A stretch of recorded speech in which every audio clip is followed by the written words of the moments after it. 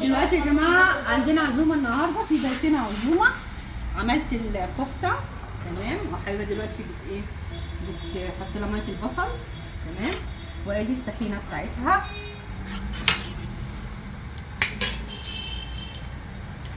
اللهم صل وسلم وبارك على سيدنا محمد. تعالي بقى اوريهم رشه الليمون. ودي صينيه الرقاق، اللهم صل على سيدنا محمد، ما شاء الله جميله ايه. لسه بقى نحطها في الفرن.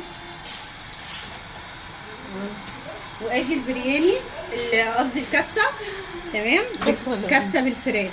لا كبسه بالفراخ، بس لسه هشربها دلوقتي.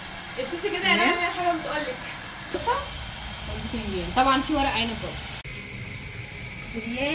برياني ولا كبسه؟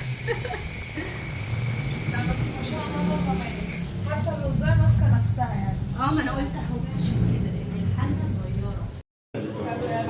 ده اللي حاجه اسمها كبسه. كل يوم في بنك الطعام المصري بنفكر ونتعلم ازاي نحسن صرف الاموال الزائده. بنك الطعام المصري الغذاء اساس.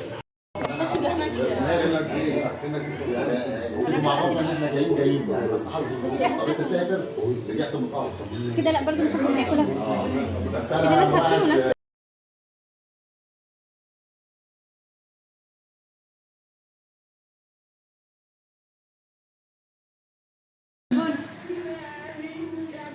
حبيبي شويه برضه كده. العب بتصورك